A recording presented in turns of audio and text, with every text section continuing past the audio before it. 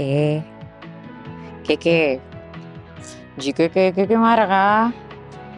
Kenapa jadi? Kenapa Keke tidak jawab? Tadi saya chat Keke baru. Sekarang baru jawab. Kemarin kemana? Kemarin saya pergi, kau tidak tanya saya kabar, kau tidak chat saya. Terus kenapa? Iya sudah, saya mengaku, saya Mengaku salah. apa? Salah Saya apa? salah karena tidak chat Keke. Saya sibuk sekali Keke. Chat orang lain tuh cepat. Nanti ada kakak sendiri tuh macam. Tunggu sampai. Saya minta maaf Kak, Bo. belikan Boleh, saya boleh kopi. maafkan aku. Nanti sudah, setelah podcast Oke, saya sudah belikan sip, kopi. sudah. Iyo. Jadi Tong tahu begitu, kamu satu sibuk. sibuk. Iya betul. Tapi mungkin itu juga perenungan buat saya untuk lebih ambil waktu lagi begitu. Iya sudah minta maaf. Oke. Iya, yang mau siapa? Iya saya yang minta Oke, maaf. Sudah dimaafkan ini? Sudah. Oke, kalau begitu. Berarti Tong tidak ada sesuatu di antara Tong. Tidak ada dong. Sudah. Sudah dikeluarkan semua ya? Sudah. Sudah siap untuk podcast. Oke, kalau gitu siap untuk podcast kawan-kawan. Oke, jadi Tong kembali lagi di Tong ke Pondok Podcast. Oke, lepas nafas, Tarik nafas. buka mata. Dengan saya Putri Tesalonika Yegrim. Dan saya Uniken Diken. Oke, Keke. Ini bagus sekali deh Apa? tema. Sesuai dengan keadaan hati tadi. Oh iya, yang ada baku-baku bentrok. Terus apa deh po ini? Ini sebulan Juli nih ya, Putri. sebulan Juli, jadi Tong sudah masuk ke tema baru. Oke. Temanya bangun jembatan kembali dengan kupu saudara. Oh. Berarti berhasil ini. Sudah. Yeay. Salaman dulu. Jembatannya kembali ya. Oke. Dan khusus untuk hari ini di Tongpu episode kali ini, Tong akan bahas tentang topik apa Keke? Tentang ini, motivasi untuk berdamai dengan kupu saudara. Dan itu diambil dari Matius pasal 5 ayat 17 sampai 26. Jadi itu yang kita mau bahas sebentar Kak Putri. Ini kayaknya seru sekali nih. Oke, kalau begitu kita bahas. Oke, Kak Ike. Yes. Nah, saya mau tanya. Tanya apa tuh? Tanya tentang bagaimana Kakak Ike sudah menjalani firman Tuhan yang Tong bahas di episode sebelumnya. Yang dari 1 Petrus 4 ayat 7 ke bawah itu. 7 ke bawah. Oke. Maksudnya 7. Kalau ini episode minggu lalu Bu ini ya. Atas itu. Oke. Ada begitu yang mau dibagi supaya Tong terberkati, bisa lepas nafas lah. Siap, saya lepas nafas. Oke. Jadi saya bersyukur sekali dari hari Minggu kemarin sampai dengan hari Minggu kemarin, minggu lalu ke minggu kemarin maksudnya. Itu kan ketong belajar tentang kuasai diri toh. Kesudahan segala sesuatu sudah dekat. Jadi kuasai diri supaya kau bisa tenang dan bisa berdoa. Jadi saya renungkan kata itu. Kuasai diri, tetap tenang supaya bisa berdoa. Itu selama 1 minggu kemarin. Dan saya praktikkan itu, tetap tenang, kontrol diri dan berdoa. Jadi waktu saya bikin itu, kayak setiap hari itu saya dapat insight. Apa insight ya? Sesuatu yang baru, penglihatan. Mungkin bukan penglihatan tapi kayak cara melihat baru. Iya. Pokoknya saya dapat setiap hari itu ada kata-kata atau satu pernyataan-pernyataan yang itu saya pikir dan saya percaya itu Tuhan yang berikan. Maksudnya Roh Kudus begitu. Tentang ketenangan. Jadi saya mau baca. Jadi pertama itu saya belajar tentang ketenangan. Jadi di dalam ketenangan itu ada damai. Dan itu benar. Waktu ketong tenang, apalagi di dalam Tuhan, itu Tuhan berikan kedamaian. Terus yang kedua, di dalam ketenangan itu ada penyerahan diri, menyerahkan segala sesuatu pada Tuhan dan biarkan Tuhan bertindak. Dan di dalam ketenangan itu ada kekuatan, ada jalan keluar, dan di situ Tuhan bisa bertindak. Dan di dalam ketenangan itu ada kemenangan. Wow. Dan itu saya pikir wow, luar biasa sekali. Waktu ketong tenang itu, ini ada satu cerita yang kemarin saya alami juga. Jadi saya lupa itu 3 hari lalu kah? Dari Kamis, Jumat, Sabtu. Jadi saya dapat satu lagi itu, dia bilang begini, ketenangan itu membuat iblis terganggu dengan tong punya keberadaan. Dan itu benar-benar terjadi. Jadi tong ada pelayanan ke satu tempat begitu, saya dengan teman-teman. Terus tempat ini cukup mau bilang bahaya nih, maksudnya mau bilang bahaya keren iyo. bahaya juga, bahaya secara spiritnya juga iyo begitu. Masih Oke. masih di seputaran sini, masih satu daratan lah begitu. Ketong ke sana dan saya mengalami yang do bilang apa, spiritual attack gitu, serangan secara roh. iya begitu. Jadi mau kegiatan terus malam tidur begini tidak bisa tidur, dikasih bangun terus kayak pokoknya sepanjang malam tuh kaget-kaget bangun, tidak bisa tidur, baku jaga dan teman sampai pagi. Terus teman itu juga diganggu dan ada juga teman yang lain diganggu. Jadi sebelum pergi ke sana pagi itu saya dapat dari itu kata-kata yang tadi, di dalam ketenangan itu ada perlindungan Tuhan. Tapi di dalam ketenangan juga itu iblis terganggu dengan ketong punya keberadaan begitu. Jadi saya sudah dapat itu, saya lagi pikir-pikir itu sepanjang perjalanan. Pas tiba di sana dan begitu mengalami hal itu, yang saya rasa adalah saya bilang, Tuhan sudah kasih apa ya, dia sudah ingatkan duluan, dia sudah kasih tahu duluan supaya bagaimana saya harus bersikap begitu, respon terhadap hal itu. Dan bersyukurnya saya sampai biasanya kalau misalnya Tuhan dapat serangan kayak begitu, yang saya biasa dengar cerita orang kayak takut begitu, tapi saya kayak bukan takut, tapi saya balik jengkel begitu. Saya ganas sekali, ini malam orang mau tidur baru dapat ganggu begini nih, tidak bisa tidur baik begitu. Hampir saya bilang saya mau berteriak begitu barang itu supaya kau pergi sudah, aku terpukuasa di sini begitu. Tapi habis itu saya tidak bikin itu, saya cuma bangun, saya berdoa, saya baca Alkitab, firman Tuhan yang tentang perlindungan Tuhan dari Mazmur 91. Saya baca itu, saya berdoa, saya tidur, tapi masih dapat ganggu terus toh. Jadi akhirnya tengah malam saya bangun, saya kasih bangun teman-teman yang biasa ketemu sama-sama, yang juga berdoa buat saya. Apa teman-teman pendoa, saya kasih tahu, saya bilang pokoknya hatra mau tahu, kamu berdoa buat saya, hatra bisa tidur begitu. Karena itu mengganggu sekali, mau bikin kegiatan terus dapat kayak begini. Saya bilang biasanya saya tidak dapat begitu, tapi kali ini kayak itu benar-benar mengganggu sekali. Terus akhirnya pagi bangun dengan badan yang seperti habis kerja keras semalaman, jadi bahu ini pegal yang aduh tidak jadi. Masih pagi kegiatan mulai saya rasa capek sekali. Jadi saya minta didoakan, terus berdoa sendiri juga, dan mulai kegiatan mulai dan akhirnya bisa fresh kembali, dan semua yang itu tuh langsung hilang begitu. Dan sudah hari berikutnya tidak ada gangguan juga sampai pulang kembali ke Sentani. Dan saya renungkan kembali, saya lihat saya punya catatan-catatan yang saya bikin selama minggu ini tentang kuasai diri, tetap tenang supaya bisa berdoa. Memang waktu ketong bikin itu tuh Tuhan dia kasih tunjuk banyak hal yang nyata. Bisa dengar suara Tuhan, bisa merasakan kedamaian, bisa melihat bagaimana Tuhan bertindak. Jadi belajar banyak sekali selama 1 minggu ini. Begitu Putri. Keren. Oke. Kalau Kiki tidak tanya saya sudah lihat kota yang saya mau tanya. Bagaimana dengan Putri? Tapi terima kasih banyak loh Kiki sudah berbagi hal itu, karena memang spiritual attack atau serangan secara roh itu nyata sekali. Dan saya rasa juga banyak teman-teman yang nonton maupun teman-teman di belakang kamera yang juga merasakan hal yang sama terkadang ya. Apalagi di tempat baru yang masih kuat sekali dengan hal-hal yang gelap. Jadi kalau dari saya sendiri, saya belajar banyak di yang ayat 8, tetapi yang terutama kasihilah sungguh-sungguh seorang akan yang lain, sebab kasih menutupi banyak sekali dosa. Lebih ke arah, dan ayat-ayat ke bawah itu, layanilah seorang akan yang lain sesuai dengan karunia yang telah diperoleh tiap-tiap orang sebagai pengurus yang baik dari kasih karunia Allah. Jadi kayak orang ini pengurus, yang pemiliknya itu Allah toh. Jadi, dan kalau di episode sebelumnya saya sudah bilang juga kayak kalau apa yang Tuhan ada kasih ke kamu lebih, tidak harus kayak kelebihan yang kayak dunia lihat, oh bisa ini dan itu dan sebagainya, tidak. Tetapi mungkin seperti hal-hal dasar seperti manusia pada dasarnya bisa duduk dengar orang lain punya cerita, itu saja sudah suatu karunia dari Tuhan toh.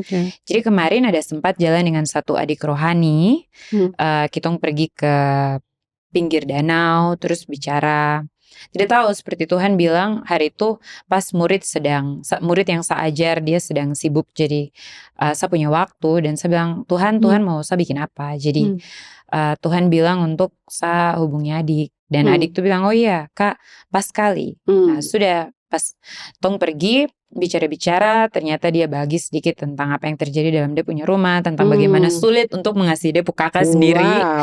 Jadi agak sedikit cocok juga dengan tema hari ini ya. Cuma di situ kitong bahas lagi dan dia sendiri yang bilang kalau Tuhan saja mengasihi sapu saudara. Kayak seolah-olah di saat dia mau memilih untuk ganas dia pu saudara dan dia ada ganas-ganasnya dia pu saudara begitu, Tuhan kayak bilang ke dia, kalau saya Tuhan mau mengasihi dia, aku hak apa?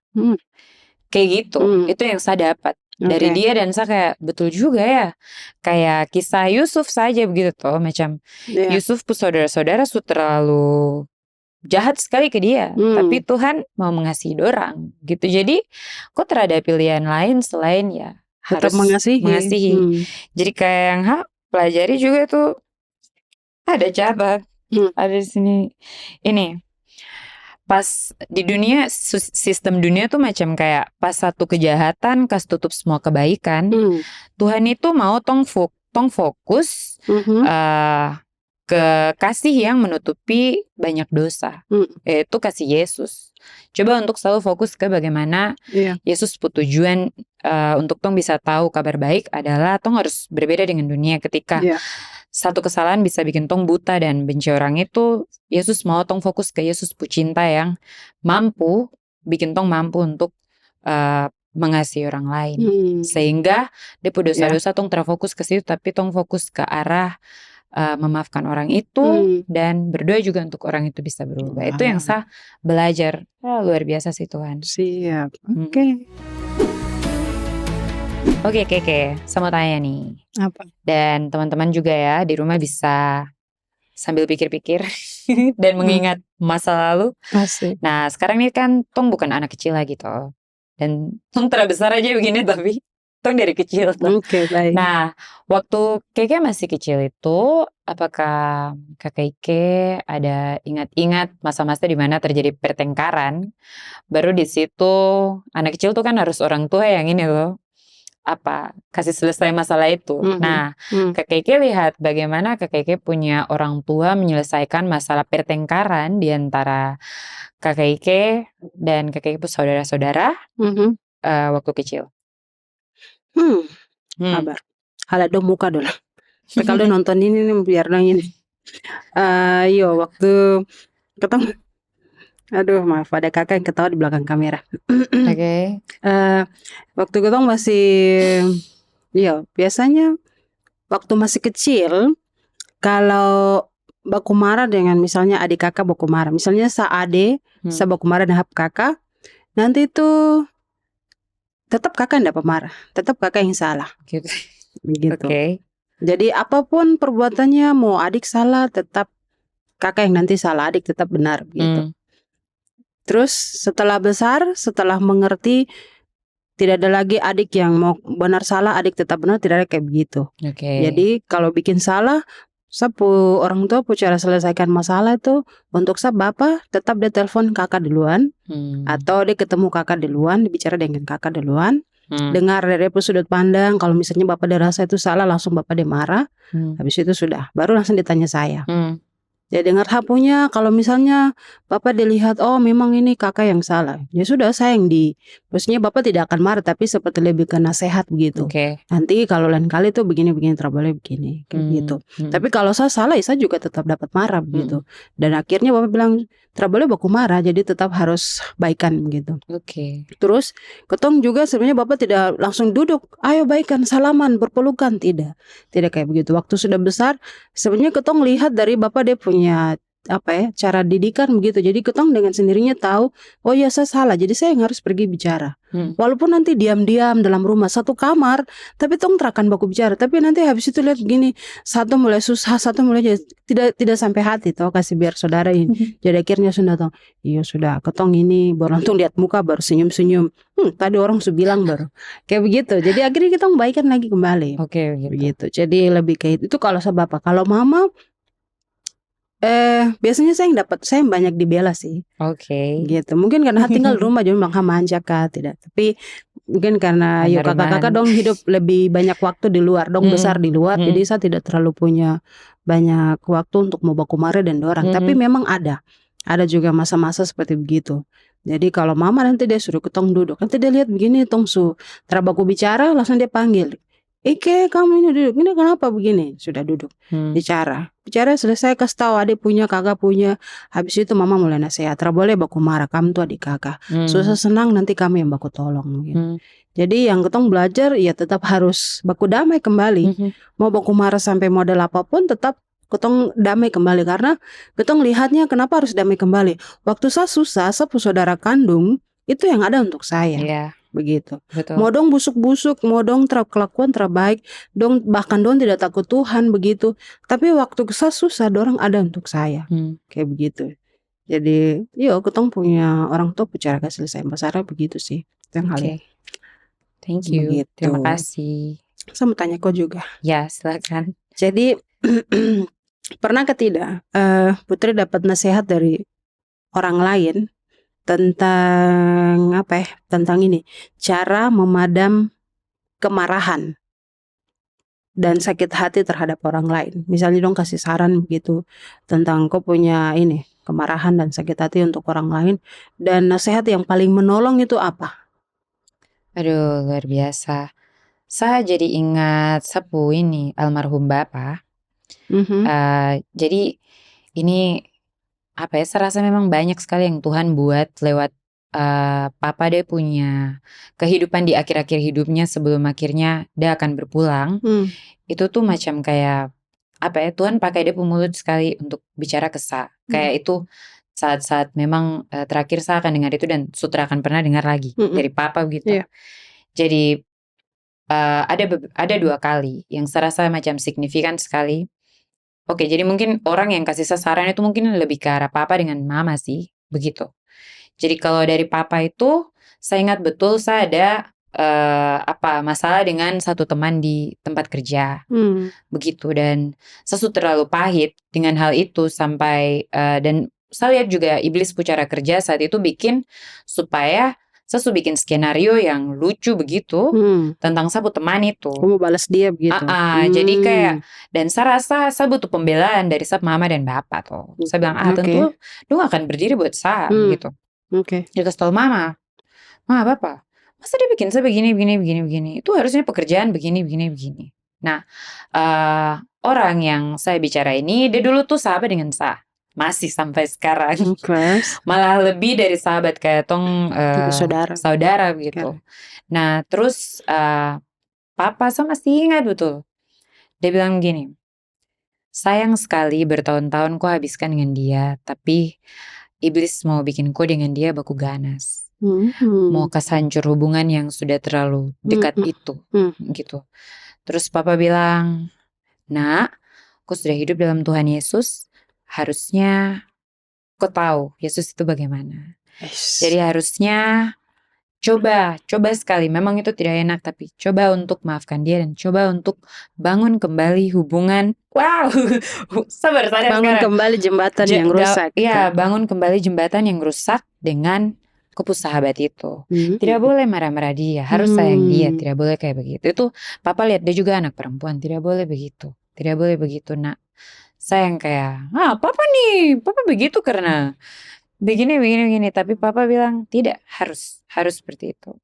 Wow, jadi saya kayak, oke, Papa. Nah, Mama juga bilang, tapi Mama mungkin agak sedikit berpihak karena dia sayang saya.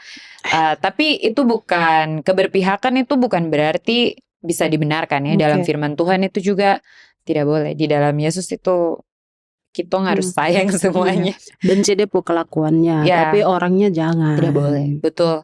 Jadi di situ Papa tong tutup dan doa. Nah, terus kasus kedua adalah Bakumara dan Sapu adik laki-laki. Brian, hai, kalau nonton ya. Ya, jadi Bakalai dan dia hampir, Mama dan Bapak tuh kan ada di Biak saat itu waktu Papa masih hidup. Jadi saya bilangnya ke Brian, ke dong di Biak sana, lucu tuh, Bakalai di Jayapura sini baru Mama dan Bapak yang perkara di Biak sana. Jadi saya bilang, yuk Mama, dia bikin saya begini. Langsung Papa nih lagi, dia chat, dia bilang, nak, Ada taruh di Instagram kalau teman-teman lihat sapu postingan tentang sapu papa. Dia punya terakhir itu mungkin ada 6 atau 5 bulan sebelum papa akhirnya berpulang. Dia bilang, "Nak, coba untuk ambil waktu masuk ke dalam kamar berdoa. Tuhan Allah itu dia dengar sekali kamu doa dan dia tidak mau ada perpecahan di antara kamu." Saya aduh, papa kenapa papa begini gitu. Sekarang saya baru sadar kalau ternyata Pak Ceko pulang, Bapak berpulang baru akhirnya saya mengerti bahwa wow, Tuhan bicara banyak ke dia dan ketika Tuhan bicara lebih aku dengar sudah.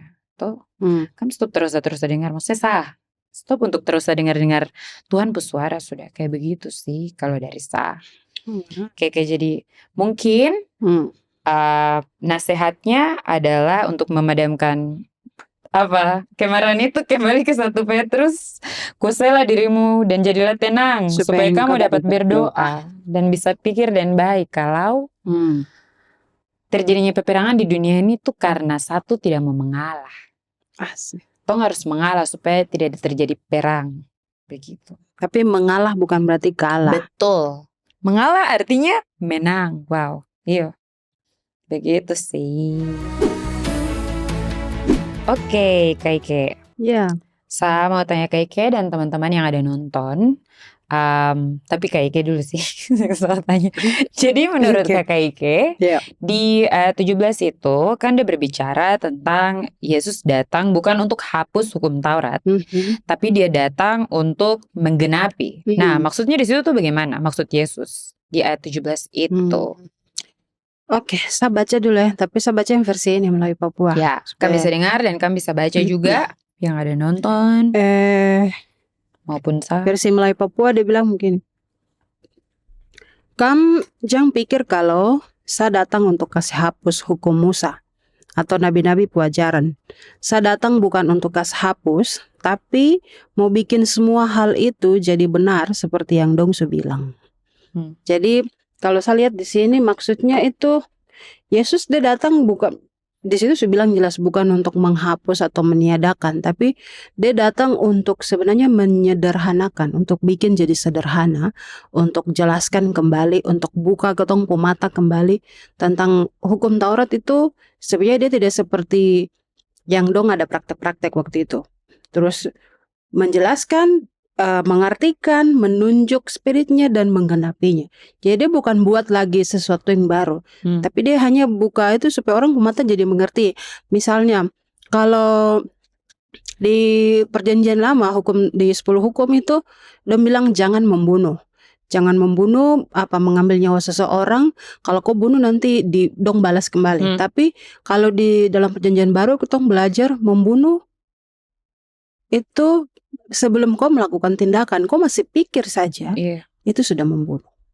Kata-kata yang kau kasih keluar, bullying, itu juga sudah membunuh, membunuh karakternya, kasih hancur dia punya mental, itu sudah membunuh, seperti itu.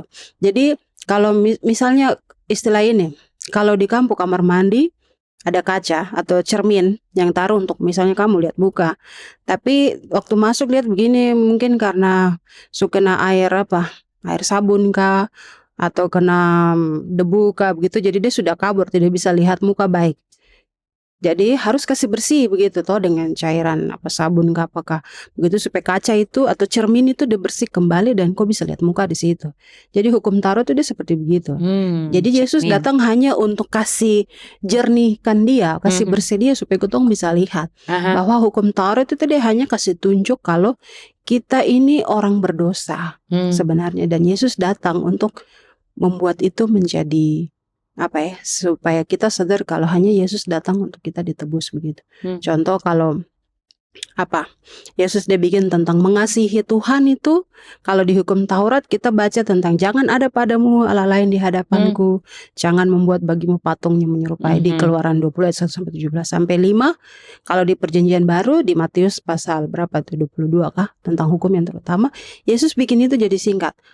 Hormati Tuhan dengan kau punya semua hidup, jiwa, tubuh, raga dan semua. Terus yang ke-6 tentang jangan membunuh, sampai ke-10 jangan itu untuk sesama kita.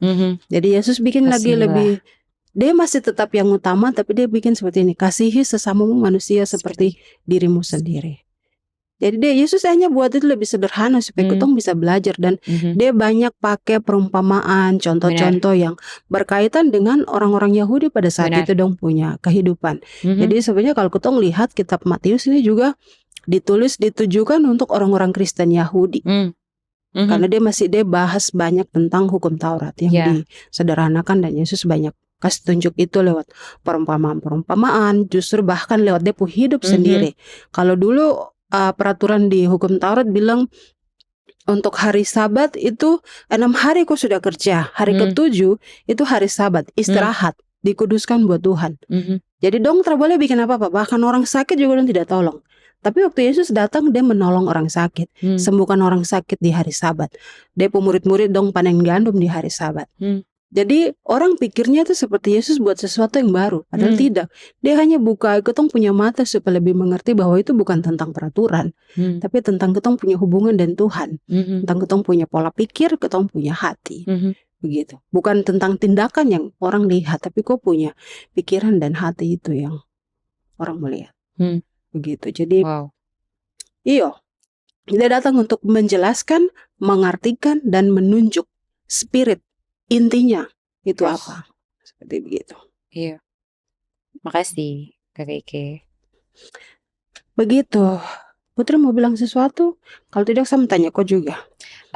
Saya jadi kalau di Tong sebagai orang percaya, Tong selalu pikir kalau di hari Minggu itu bukan pikir, itu macam suatu peraturan di hari Minggu di mana kita stop kerja tapi Tong pergi ibadah. Terus kalau bayangkan Yesus ada di konteks sekarang ini, baru dia tidak pergi ibadah tapi dia kasih sembuh orang saat itu toh. Mungkin dong akan bilang, tidak pergi ibadah baru kenapa aku kasih sembuh orang di situ, gitu.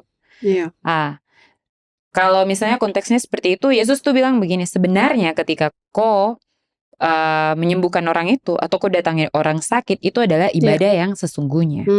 Jadi ibadah yang sesungguhnya adalah yang tadi, melayani satu dan yang lain manusia. Bukan kau yang jadi senternya, bukan kau yang jadi sumbernya, tapi Yesus tuh kasih di kau yang kau bagi ke orang lain. Kita penyalur ya. Betul, tong dikasih cuma-cuma, tong bagi cuma-cuma. Betul. Betul kan? Kita terima cuma-cuma, jadi harus bagi juga cuma-cuma.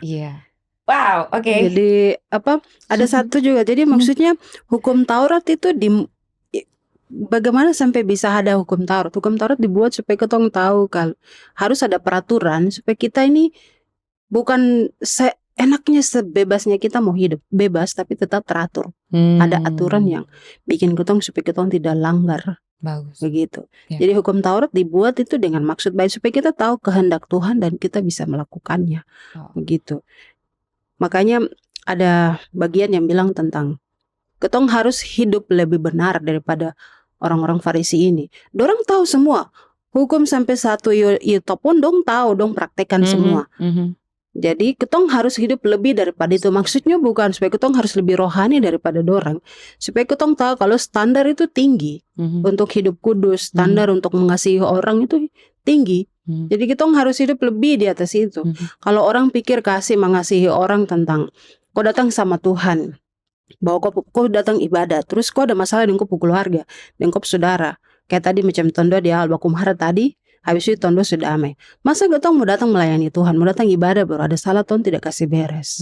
Begitu, baru bilang Tuhan ampuni sapu dosa, tapi orang ini dia bikin salah begini. Kau minta Tuhan kasih ampun tong pu dosa, baru orang lain pu salah kau tidak maafkan dorang. Yesus mati sia-sia dong kalau begitu. Jadi itu juga perenungan deh. Jadi saya mau tanya kau lagi. Jadi kan kau tanya tuh, kenapa balas dendam itu bukan satu pilihan untuk orang percaya? Maksudnya ini orang yang percaya Yesus ya. Orang yang percaya Yesus itu orang Kristen bisa ada Kristen KTP, tapi Kristen ada juga pengikut Kristus. Jadi bukan Kristen KTP. Putri saya tahu Putri orang percaya. Jadi saya mau tanya ini, kenapa balas dendam itu bukan pilihannya orang percaya? Terus ini bicara juga tentang ada berkaitan dengan sosial media. Dalam hal berbicara tentang orang lain dalam sosial media, bagaimana kita harus tampil beda dengan orang lain? Wow, sangat dalam. Dalam kita waktu semua habis, jadi dalam kayak 2 menit begitu kah atau 1 menit lah. itu saya terpikirkan tentang Lukas 6:32. Lukas Sa 6:32. Ya, Lukas pasal 6 ayat 32 itu ada bicara tentang kasihilah musuhmu. Di sini Yesus yang bilang ya.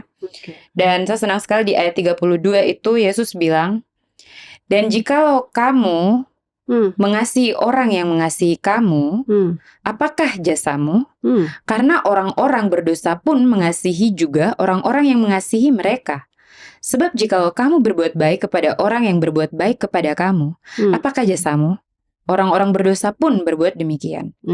Jadi kayak bagi saya, seperti tadi Kakak Ike sempat bilang tentang standar tinggi. Harusnya ketika kita tahu, kita pengikut Yesus dan betul-betul mengikuti apa yang Yesus buat di dalam depo hidup, tong harus ambil standar Yesus.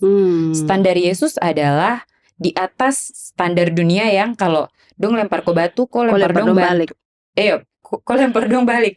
Kita harus tarik batu itu simpanakan, tapi tong maafkan dorang. Tapi yang tong kasih keluar itu adalah kasih ke dorang gitu. Kasihnya ya dalam bentuk kau memaafkan, kau merelakan gitu. Karena waktu Yesus mati di kayu salib, dia tunggu tong untuk minta maaf ke dia dulu, baru dia turun mati buat tong. Dia inisiatif langsung bikin. Dia inisiatif langsung turun mati, bangkit di hari ketiga untuk torang. Yang akhirnya mungkin 2000 tahun kemudian bertong sadar kalau oh Tuhan, ternyata Tuhan Yesus mati ke situ supaya saya ada pendamaian dengan Allah, supaya ketika saya mati di dunia ini saya bisa punya kehidupan yang kekal. Jadi bagi saya jawabannya adalah standar harus tinggi. Standar harus tinggi, yaitu kau harus banting setir, tidak usah balas itu, melainkan kau balas dengan doa kepada Tuhan supaya orang itu diubahkan. Bahkan kau pun mengakui ke orang lain atau kau meminta maaf ke orang lain, itu kau tetap melihat dia sebagai orang yang Tuhan kasih dia gitu. Terus bagaimana tong tampil beda di dalam sosial media ketika kau lihat orang lain terlalu banyak kasih kabar yang bikin orang lain ataupun kau yang melihat kabar itu menyesakan kau hati. Bagaimana kalau kau mulai kau sosial media itu dengan kau taruh kata-kata yang penuh pengharapan yang dari kebenaran kitab suci. Kalau dong bilang iyo kita overthinking, jadi sutra ada jalan. Bagaimana kalau tong akhirnya tong hidup saja. Kita mulai dengan tong sosial media yang bilang ada pengharapan di dalam Tuhan, bahwa masa depan sungguh ada, kayak begitu. Itu sih yang saya pikir tong sebagai pengikut Yesus harus tampil beda ya, harus kasih tunjuk kalau ada harapan di dalam dunia yang gelap ini, ada terang di dalam dunia yang gelap ini. Oke, Kakak Ike dan teman-teman semua. Saya mau tanya, Kakak Ike, semenjak Kakak Ike percaya Tuhan Yesus, bagaimana Kakak Ike rasa pertolongannya Tuhan itu ada dalam hal Kakak Ike mengasihi orang lain? Termasuk ini dorang-dorang yang mungkin agak sedikit lawan-lawan dirimu atau mencari-mencari perkara gitu. Macam tadi Putri. Ya, betul sekali. Wow, firman terlalu hidup ya. Iyalah, namanya juga Yesus. Dia itu firman. Dia firman hidup. Baik. Jadi, apa yang saya bilang ya, bahwa sesungguhnya Yesus juga mengasihi mereka yang menganiaya saya, yang membuat sakit hati, yang membuat hubungan itu renggang, rusak, hancur, rapuh dan sebagainya, bahwa Yesus juga mengasihi mereka. Yesus juga sayang sama orang. Jadi waktu saya percaya sama Tuhan, saya semakin diteguhkan dan diingatkan dengan keras bahwa mengasihi itu sudah hukumnya wajib untuk mengasihi. Bukan saya bisa untuk mengasihi. Ada opsi untuk, saya boleh. Putri tadi kalau minta maaf, saya boleh saja untuk saya mau maafkan Putri. Iyalah, kau tidak komunikasi dengan saya. Nanti kalau kau mau jalan dengan begini, bisa seperti begitu. Atau mungkin dengan saudara, adik kakak ketemu di rumah. Tapi semakin saya kenal Yesus, semakin saya tahu dia punya isi hati, semakin saya baca firman, Bukan saya yang baca firman, tapi firman yang baca saya. tong. Dia seperti kasih telanjang ketong di depan bahwa kita nih apa? Ketong mau kasih tunjuk tong apa begitu? Kasih tong jago-jago apa? Tidak ada sama sekali. Jadi saya semakin yakin bahwa dan semakin tahu diri juga bahwa dorang layak untuk dikasihi. Bahkan di saat orang manusia lihat kalau dong tidak layak untuk dikasihi, mereka tetap layak untuk dikasihi. Karena mengasihi itu perintah, itu bukan suruh atau pilihan untuk kau bisa mengasihi mereka. Begitu. Jadi karena segala sesuatu itu dimulai dari hati. Untuk bisa mengasihi dan tidak mengasihi itu semua dimulai dari hati. Kalau kita sampai tidak bisa mengasihi orang lain, artinya kita punya hati yang lagi tidak beres. Biasanya tuh saya biasa dapat nasihat dari ada beberapa orang tua yang dong juga biasa kalau misalnya saya perlu mau sharing tentang sesuatu, apalagi kalau ada masalah antara saudara adik kakak begitu. Ada satu orang tua yang dia bilang begini, dia tidak langsung bilang kok boleh, kok salah, kok harus minta maaf, tapi dong kasih kata-kata begini, biasanya itu kalau kita lagi baku marah dan tidak mau baikan dengan orang lain, itu kita hubungan dan Tuhan lagi tidak baik-baik saja. Begitu. Kena. Jadi itu tuh dia kayak langsung kasih tunjuk, kalau saya dengan Putri tidak baik-baik, berarti saya lagi tidak baik-baik dengan Tuhan. Vertikalnya ke atas tuh lagi tidak baik. Begitu. Bagaimana saya mau bilang saya mengasihi Yesus sedangkan yang kelihatan saya tidak mengasihi dia. Wow, begitu. Ada firmannya itu. Jadi semua tuh dimulai dari dalam hati.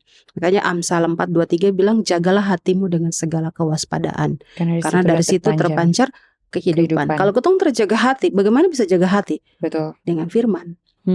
Benar. Begitu. Semakin kau baca firman, kau akan semakin dengar suara itu semakin keras bicara sama kau. Begitu. Betul. Karena bicara tentang masalah dosa untuk tidak mengasihi orang itu masalah dosa itu masalah hati. Itu bukan masalah tindakan. Betul. Dimulai dari pikir dulu, baru lakukan. Pembunuhan itu sebenarnya bentuk dari satu dosa yang bilang dewasa. Kemarahan yang dewasa. Begitu. Yang disimpan emosinya meledak langsung setelah selesai. Orang punya melayang. Begitu. Jadi jangan maksudnya bagaimana ya? Waktu ketong datang sama Tuhan, ketong mau datang ibadah terus ada ini, lebih baik kau balik ke selesai kau masalah. Jangan sampai itu disimpan jadinya sampah. Simpan sampah langsung sudah bau busuk dan banyak sampah, akhirnya sudah meledak di situ dan hancur sudah semuanya. Jadi saya pikir waktu saya belajar tentang mengasihi untuk orang lain, waktu saya sudah kenal Yesus, saya semakin lihat bahwa mereka juga layak dikasihi. Singkatnya begitu. Wow. Jadi waktu prakteknya mau orang bikin saya jengkel model apapun lebih sabar, tenang, begitu. Dan masih dalam proses untuk belajar semakin bisa serupa dengan Kristus. Dan saya yakin kalau misalnya teman-teman di luar juga sedang mengalami hal yang sama dan lagi jatuh bangun, terapa-apa, coba saja, coba terus. Begitu, selama ketong masih hidup, coba saja untuk latihan untuk kalau misalnya sekarang belum bisa maafkan orang itu dan belum bisa mengasihi dia, untuk orang yang melawan kau, yang tidak terima kau punya kasih, tetap saja berdoa dan berdoa buat dia. Ada yang orang bilang gini, kalau misalnya ketong marahan, ketong baikan, saya harus pergi ketemu dia kah? Saya harus bicara kah? Bagaimana kalau dia terasa siap ketemu? Bagaimana kalau dia terasa mau bicara dengan saya? Ya sudah, kau berdoa dulu toh supaya Tuhan siapkan waktu yang pas, Tuhan siapkan kau hati supaya kau bisa bicara dengan orang itu. Supaya masalah itu kunci. Iya, tenang, supaya kau bisa berdoa. Balik lagi ke pembahasan minggu lalu. Kuasai diri, tetap tenang supaya kau bisa berdoa. Karena waktu kau berdoa, kau akan dengar Tuhan bicara kau. Bicara suruh kau untuk buat sesuatu sesuai dengan yang dia mau. Begitu. Kalau kau tontra begitu, itu juga tidak tahu apa Tuhan mau. Sesuai dengan dia punya kehendak seperti itu. Begitu. Ada pertanyaan juga nih, yang saya mau tanya juga buat Putri. Apakah dengan hanya kita lupa orang pu kesalahan itu sudah cukup? Terus kapan waktu yang pas untuk Putri atau ketong dua atau teman-teman yang nonton untuk pergi dan bisa bicara dengan jujur dengan orang yang ada masalah dengan ketong ini supaya hubungan bisa dipulihkan. Oke. Saya pikir tentang hal itu baru saja Tuhan kasih Oke. gambaran. Oke. Apa bedanya dengan tong lupakan kesalahan dibandingkan apakah itu cukup dengan tong lupa orang pu kesalahan ke tong? Saya ingat kemarin waktu ada komsel, ya. Di komsel itu seperti ketong kumpul baru tong bahas firman yang tong baru dapat hari itu dari gereja. Yeah. Dan di situ ada salah satu kakak rohani yang bilang kalau dia kena duri babi di dia pu kaki. Nah, terus saya pikir aja gini, jadi dong berusaha untuk bagaimana kasih keluar duri babi itu dari dia pu kaki. Nah, sedangkan itu sakit sekali di dia pu kaki. Nah, terus saya mikir aja begini, kayak tadi kakak bilang, apakah lupakan cukup? Coba saja, misalnya kakak itu saat itu lupa dia punya itu duri sakit. babi itu. Iya, dia pu duri babi dan dia pu sakit itu. Apakah itu akan mengatasi kesakitan yang dirasa? Terada tuh. Jadi harus berusaha, dan kakak ini dia pu teman saat itu ada ambil silet untuk buka itu. Dia punya itu. Dia punya tempat ada duri itu, dan itu sakit sekali. Baru kakak itu ada sedikit fobia dengan barang-barang tajam begitu, dia kayak akan berimajinasi yang aneh-aneh begitu. Tetapi hanya demi duri itu diambil supaya kesakitan itu tidak usah lama. Jadi dia kasih serahkan dia buka gitu ke dia teman. Disilet, dibuka, dikeluarin. Disilet dan dikasih keluar. Nah, dari situ memang sakit sekali untuk kasih keluar durinya itu. Tapi akhirnya dia sembuh. Dan itu buat dia kaki kayak absolut permanen. Dia punya rasa sakit itu tidak ada. Gitu. Itu yang saya bayangkan ketika kita memilih untuk melupakan. Melupakan itu beda dengan cabut. Cabut itu adalah cabut kepahitan, di mana tong mau bicara dengan orang itu, kasih selesai masalah, dan bicara kenapa bisa itu terjadi. Sedangkan kalau melupakan itu seperti kau lupa saja, tapi itu masih ada. Kau tidak pernah cabut akan. Karena masih ada di dalam. Betul, masih ada di dalam situ, dan dia bisa kembali kapanpun rasa sakit itu, untuk kau kembali tambah ganas orang itu lagi. Jadi saya baru Tuhan bicara ke saya, saya dapat hikmat kalau ternyata lebih baik untuk membicarakan itu, berdoa ke Tuhan seperti yang tadi kakak bilang, kitong tenang, kitong percaya kepada Tuhan, dan jangan pernah lupa kenapa tong bilang dia pun nama Tuhan. Tuhan berarti dia besar, dia mengontrol semuanya. Jangan kau pikir orang yang ada masalah dan kau itu Tuhan juga, dia telah bekerja dalam dia punya hidup untuk kasih ingat dia bahwa kayaknya kau harus damai dengan orang ini. Nah, kau berdoa ke Tuhan. Ketika berdoa itu kan kau harus bicara dengan Tuhan. Kau bilang, iya Tuhan saya yakin dan percaya Tuhan juga lebih dari sanggup untuk buat dia juga ada pengertian. Supaya kau dengan orang itu hati dapat kasih satu, kamu dapat kasih tempat dan waktu untuk bisa bicara dan kasih selesai itu.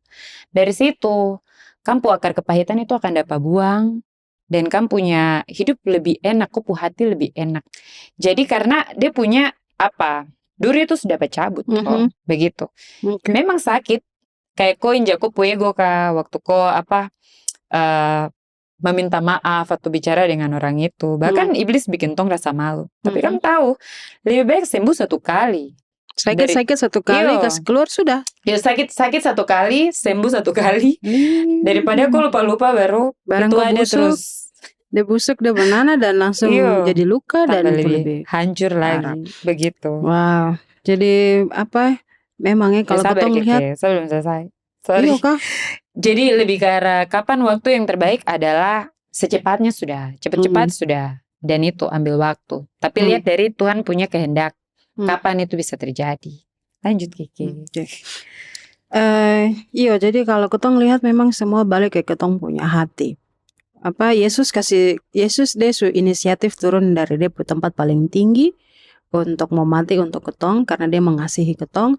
Jadi ketong juga punya tugas untuk inisiatif untuk pergi dan selesaikan ketong punya masalah dengan orang yang ada masalah dengan ketong. Siapapun itu dorang. Entah kau saudara dalam rumah, saudara dan biologi, saudara jasmani, rohani, pergi kasih selesaikan masalah supaya waktu kau datang ke depan Tuhan, kau datang dengan hati yang bersih, yang tulus, yang siap untuk bertemu dengan Tuhan. Dan terbawa sampah. Dan terbawa sampah ke depan Tuhan. Peraturan itu hanya dibuat supaya membuat kita semakin sadar kalau kita ini orang berdosa. Tapi Yesus datang untuk membuat peraturan itu supaya kita punya mata ini dibukakan bahwa itu hanya sekedar peraturan. Yang inti, yang penting di atas kita punya pikiran, hati, dan kepada Tuhan dan kepada sesama. Betul sekali.